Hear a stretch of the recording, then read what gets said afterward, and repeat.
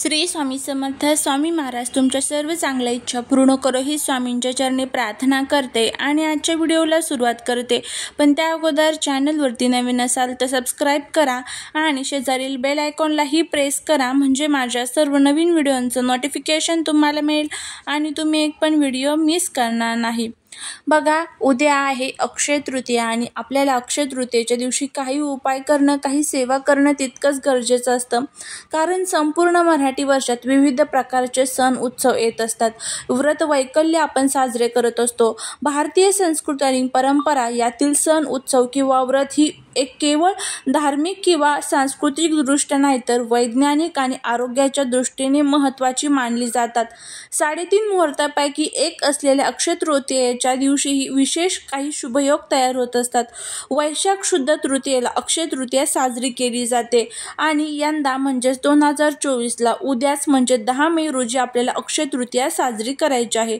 चैत्र गौरीच्या हळदी कुंकू समारंभाची सांगता याच दिवशी केली जाते. यावेळी सुवासिन हळदी कुंकू करून सौभाग्यवान देत असतात. अक्षय म्हणजे काय, तर अक्षय म्हणजे कधीही क्षय न पावणारी. या दिवशी जप, होम, दान इत्यादी जे काही केले जाते ते अक्षय होते असे म्हणतात. या तिथीला परशुराम तिथी असेही म्हणतात. या दिवशी अन्नपूर्णा जयंती, नरनारायण जयंती, परशुराम जयंती, बसवेश्वर जयंती, हयग्रीव जयंती असे देखील सांगितले जाते. या दिवशी लक्ष्मी मातेला प्रसन्न करण्यासाठी विशेष पूजन केले जाते. भगवान श्रीकृष्ण अर्जुनास सांगतात की या तिथीस करण्यात आलेले दान, हवन तसेच देव आणि पितर यांप्रती केलेले कार्य कधीही व्यर्थ होत नाहीत, अविनाशी राहतात.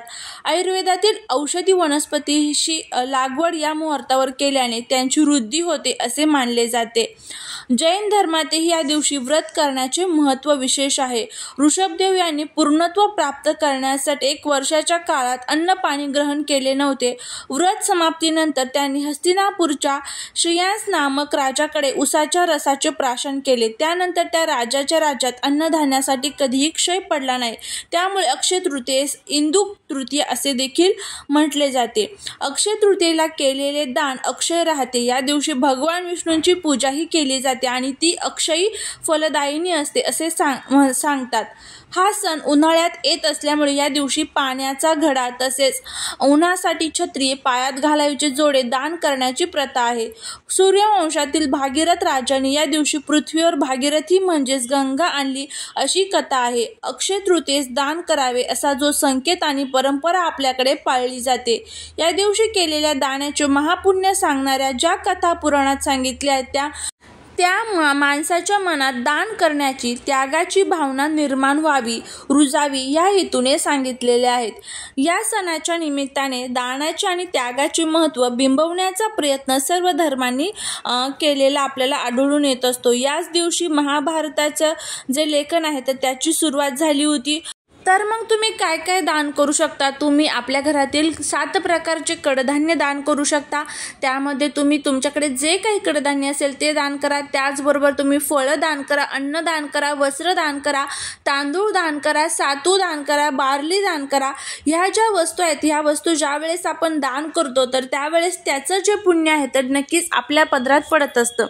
तर आता ही अक्षय तृतीयेची माहिती आपण बघितली. आता त्यानंतर अक्षय तृतीयेच्या दिवशी आपल्या अवतीभोवती जो काही पितृदोष आहे, आता अक्षय तृतीयेच्या दिवशी आपण आपल्या पितरांचं सुद्धा पूजन करत असतो.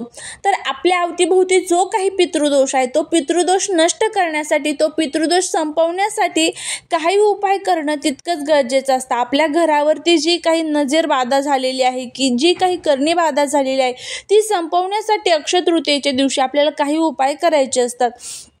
तर अक्षय तृतीयेच्या दिवशी आपले पूर्वज जे असतात तर ते पृथ्वी तलावरती आलेले असतात आणि आपल्या घरामध्ये ते सूक्ष्म स्वरूपामध्ये वास करत असतात आणि बघत असतात की त्यांच्यासाठी कोण किती उपाय सेवा करत आहे, कोण किती दानधर्म करत आहे.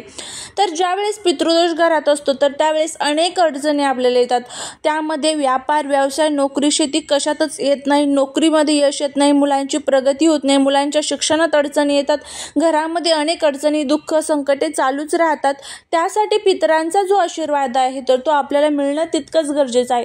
तर आता हा आशीर्वाद मिळण्यासाठी आपल्याला काय करायचं आहे, तर उद्या आपल्याला अंघोळीच्या पाण्यामध्ये काही वस्तू टाकायच्या आहेत. कारण गरुड पुराणामध्ये सांगितलेले आहे की ज्या वेळेस आपण अंघोळ करत असतो तर त्यावेळेस आपले पूर्वज, आपले पित्र हे आपल्या अवतीभोवती असतात. तर काय करायचं आहे बघा, तुम्हाला सर्वात प्रथम उद्या सकाळी ब्रह्ममुहूर्तावर उठायचं आहे. ब्रह्ममुहूर्तावरती उठल्यानंतर प्रथम आपल्याला भगवान विष्णूंचं आणि माता लक्ष्मीचं स्मरण त्या जागेवरती बसून करायचं आहे. त्यानंतर आपल्याला धरणी मातेला नमस्कार करायचा आहे आणि त्यानंतर लगेच आपल्याला अंघोळीसाठी जायचं आहे. आणि अंघोळीसाठी जात असताना आपल्याला अंघोळीच्या पाण्यामध्ये काही वस्तू तुम्हाला टाकायच्या आहेत. त्यामध्ये सर्वात प्रथम महत्त्वाचं म्हणजे काळे तीळ. काळे तीळ हे आपल्या पितरांसाठी खूप महत्त्वाचे असतात. तर तुम्हाला उद्या अंघोळीच्या पाण्यामध्ये थोडेसे चिमूटभर काळे तीळ टाकून अंघोळ करायचे आहे आणि थोडंसं गंगाजल तुम्हाला टाकायचं आहे आणि त्याने तुम्हाला अंघोळ करायची आहे. बघा, काळे तीळ आणि गंगाजल ज्या वेळेस आपण अंघोळीच्या पाण्यामध्ये टाकून अंघोळ करू त्यावेळेस आपल्या अवतीभोवती जो काही पितृदोष आहे, जे काही संकट आहे तर ते दूर होतात. अंघोळ करत असताना ओम विष्णवे नमः, ओम नमो नारायणा, ओम नमो नारायणा या मंत्राचा तुम्हाला जप करायचा आहे. कारण उद्या भगवान विष्णूंचं विशेष करून आणि माता लक्ष्मीचं विशेष करून पूजन केलं जातं. ज्या प्रकारे आपण लक्ष्मीपूजनाच्या दिवशी पूजन करत असतो तर त्याच पद्धतीचं पूजन हे आपल्याला उद्या देखील करायचं असतं. तर नक्की तुम्ही हा जो उपाय आहे तर तो आपल्या पितरांसाठी, आपल्या पूर्वजांसाठी करा. अंघोळ झाली की त्यानंतर स्वच्छ वस्त्रे परिधान करायचे. लाल किंवा पिवळ्या कलरचे असेल तर आवर्जून घाला, नसेलच तर मग तुम्ही तुमच्याकडे फक्त काळ्या आणि निळ्या कलरचे सोडून जे कोणते असेल तर ते घातले तरीही चालेल.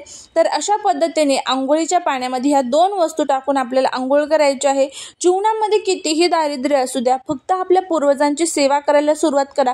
या विशिष्ट तिथींच्या दिवशीच आपल्याला आपल्या पूर्वजांची सेवा करायचा योग येत असतो आणि हा योग आपण आपल्या हातातून जर जाऊन दिला तर त्याचे अनेक प्रकारचे वाईट परिणाम हे आपल्याला बघायला मिळत असतात. कारण पूर्वजांच्या आत्म्याला जर शांती नसेल तर आपल्या आत्म्याला सुद्धा कधीच शांती मिळत नाही, आपल्या घरामध्ये सुद्धा कधीच शांती राहत नाही. त्यामुळे आपल्या घरात नेहमी सुख, शांती, समाधान राहावं यासाठी हे उपाय करणं तितकंच गरजेचं असतं. तर त्यामुळे उद्या हा जो उपाय आहे तो करा. बघा, अक्षय तृतीयाचा नक्कीच तुम्हाला फायदा होईल. म्हणजेच आपल्या घरातले जे काही दोष आहे, अडचणी आहे तर त्या दूर होऊन आपल्यावरती आणि आपल्या घरावरती भगवान विष्णूंचं आणि माता लक्ष्मीचं कृपा ही नक्कीच राहील. तर अक्षय म्हणजेच कधीही न क्षय होणारं, होईल तेवढे उपाय आणि होईल तेवढे सेवा करा. हा उपाय तुम्ही तुमच्या फ्रेंड्सबरोबर, फॅमिलीबरोबर सुद्धा शेअर करा. आपल्या मनामध्ये एखादी इच्छा असेल तर ती भगवान विष्णू आणि माता लक्ष्मीला सांगा. बघा, नक्कीच इच्छापूर्ती होईल.